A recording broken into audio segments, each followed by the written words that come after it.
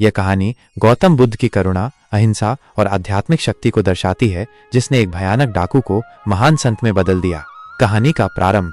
राजगृह के पास का जंगल एक भयंकर डाकू अंगुलीमाल के आतंक से कांप रहा था। अंगुलीमाल का असली नाम अहिंसक था, लेकिन उसके शिक्षक की एक गलत सीख के कारण वो एक निर्दयी हत्यारा बन गया। उसे विश्वास था कि अगर वो 1000 लोगों की उंगलियों की माला बनाएगा तो उसे अद्वितीय शक्ति प्राप्त होगी। उसने कई निर्दोष लोगों की हत्या कर दी और उनकी उंगलियों से माला बना ली। बुद्ध का आगमन। जब बुद्ध को यह ज्ञात हुआ कि अंगुलीमाल निर्दोष लोगों की हत्या कर रहा है, तो वे उसे सही मार्ग दिखाने के लिए जंगल की ओर चल पड़े। जैसे ही अंगुलीमाल ने उन्हें जंगल में आते देखा, वो उन्हें मारने के लिए दौड़ा, लेकिन कुछ ही समय में उसे महसूस हुआ कि वो पूरी शक्ति लगाने के बावजूद बुद्ध के पास नहीं पहुंच पा रहा था। वो चकित होकर चिल्लाया, रुको रुको।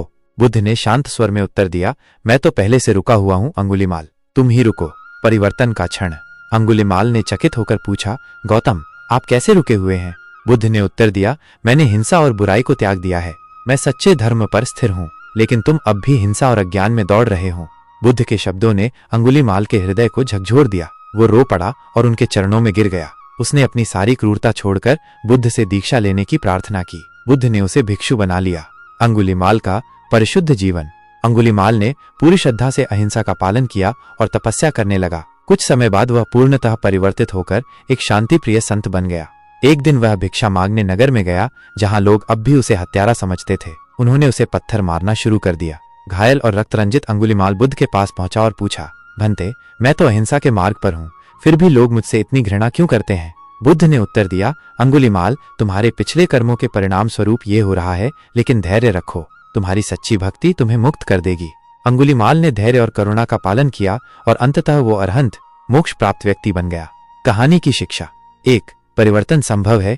कोई भी व्यक्ति कितना भी बुरा क्यों न हो, सच्ची शिक्षा और आत्मबोध से वह सुधर सकता है। 2. अहिंसा की शक्ति। बुद्ध ने बिना किसी हथियार के केवल करुणा और सत्य के बल पर एक खूंखार हत्यारे को संत बना दिया। 3. कर्म का प्रभाव। हमारे कर्मों का फल हमें किसी न किसी रूप में अवश्य मिलता है, लेकिन सच्चे हृदय से, पश्चाताप और सुधार से हम नया जीवन पा सकते हैं। 4. धैर्य और करुणा। अंगुलीमाल की कहानी ये सिखाती है कि घृणा से घृणा समाप्त नहीं होती, बल्कि करुणा से ही सच्चा बदलाव आता है। 1. परिवर्तन संभव है। कोई भी व्यक्ति कितना भी बुरा क्यों न हो, सच्ची शिक्षा और आत्मबोध से वो सुधर सकता है। हाँ, परिवर्तन संभव है। यह न केवल एक विचार है, बल्कि एक सत्य है, जिसे जीवन में कई उदाहरणों से सिद्ध किया जा सकता है। परिवर्तन क्यों और कैसे संभव है? 2. मानव स्वभाव परिवर्तनशील है। कोई भी व्यक्ति जन्म से अच्छा या बुरा नहीं होता, बल्कि परिस्थितियां, समाज और शिक्षा उसे एक दिशा में ढालते हैं। सही मार्गदर्शन और आत्मबोध से कोई भी अपने विचार और कर्म बदल सकता है। 3. सीखने और समझने की क्षमता। इंसान के पास सीखने की शक्ति होती है। जब कोई व्यक्ति अपने विचारों, अनुभवों और ज्ञान के आधार पर जीवन को नए नजरिए से देखता है, तो वो परिवर्तन की ओर बढ़ सकता है।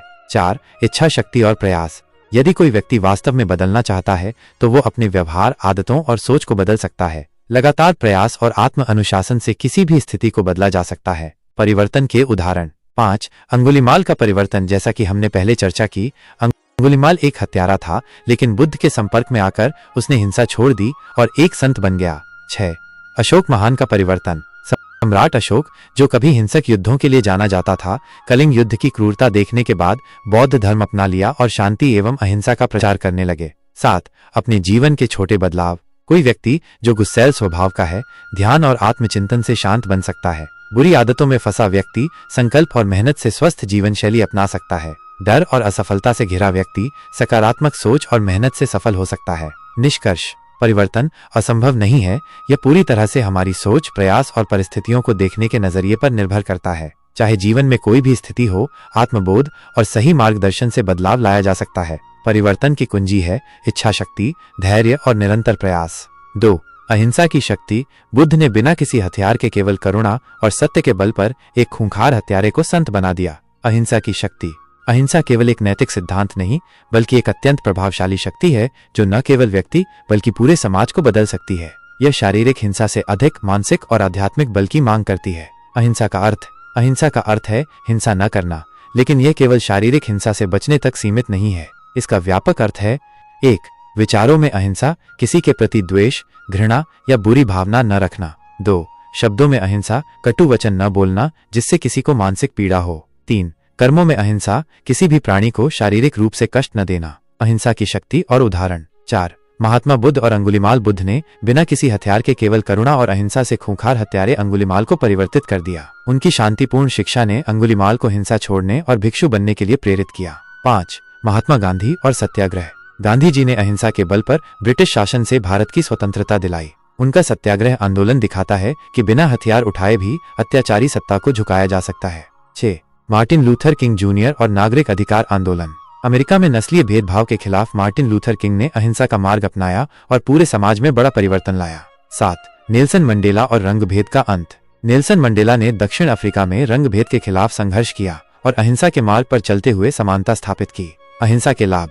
8. परिवर्तन की शक्ति। अहिंसा का पालन करने से नफरत को प्रेम में बदला जा सकता है, जैसा कि बुद्ध और गांधी ने किया। 9. संबंधों में सुधार। अहिंसा व्यक्ति को धैर्यवान और शांत बनाती है, जिससे रिश्ते मजबूत होते हैं। 10. मन की शांति। हिंसा और द्वेष से मन अशांत होता है, जबकि अहिंसा मानसिक शांति और आत्मसंतोष प्रदान करती है। 11.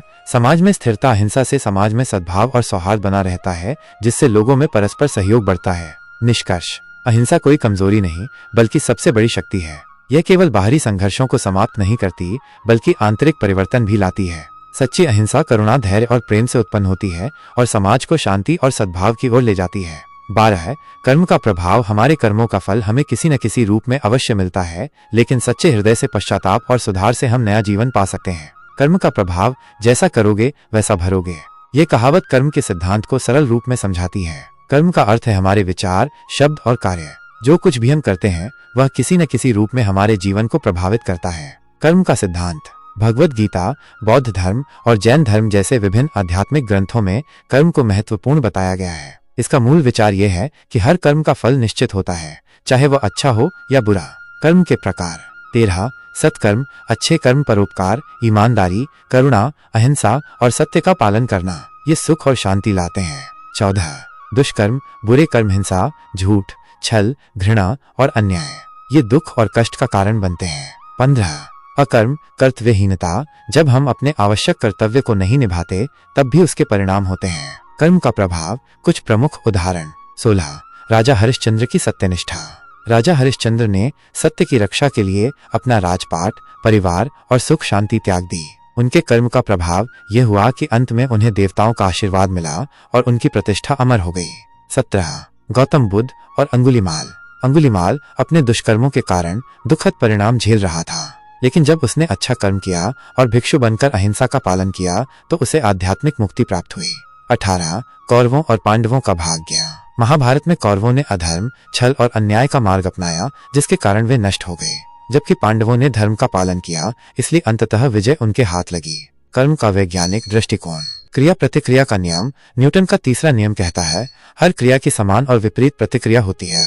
यही कर्म का सिद्धांत भी है। हमारे कार्यों का असर देर सबेर हमें ही मिलता है। मानसिक और सामाजिक प्रभाव। अच्छे कर्म करने से आत्मविश्वास और सम्मान बढ़ता है, जबकि बुरे कर्मों से आत्मग्लानि और सामाजिक अपमान मिलता है। कर्म के प्रभाव से बचने या सुधारने के उपाय। 19. अहिंसा और दया। अपनाए अपने कर्मों को सुधार कर हम अपने जीवन की दिशा बदल सकते हैं। 20. सत्संग और ज्ञान प्राप्त करें। सही मार्गदर्शन और शिक्षा से हम सही और गलत में अंतर समझ सकते हैं। 21. प्रायश्चित और सेवा करें। यदि अतीत में कोई गलती हुई है तो उसे सुधारने का प्रयास करें। निष्कर्ष। कर्म एक अटल सिद्धांत है। हम जो कुछ भी करते हैं वह किसी न किसी रूप में हमें लौट कर मिलता है, इसलिए हमें सदैव अच्छे कर्म करने का प्रयास करना चाहिए ताकि हमारा भविष्य सुखद और शांतिमय हो। 22. धैर्य और करुणा। अंगुलीमाल की कहानी ये सिखाती है कि घृणा से घृणा समाप्त नहीं होती, बल्कि करुणा से ही सच्चा बदलाव आता है। धैर्य और करुणा जीवन की दो महत्वपूर्ण शक्तियां। धैर्य और करुणा केवल नैतिक गुण नहीं, बल्कि जीवन में सफलता, शांति और संतोष पाने के लिए आवश्यक शक्तियां हैं। ये न केवल हमारे व्यक्तिगत विकास में सहायक होती हैं, बल्कि समाज को भी अधिक संभावपूर्ण और प्रेमपूर्ण बनाती हैं।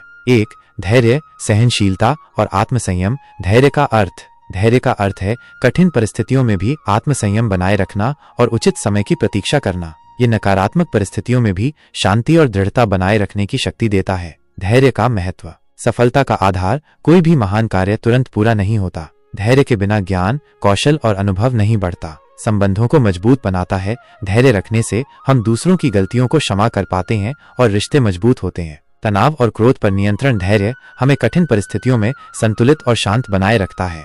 उदाहरण 2. महात्मा गांधी। उन्होंने वर्षों तक धैर्यपूर्वक सत्य और अहिंसा के मार्ग पर चलते हुए भारत को स्वतंत्रता दिलाई। 3.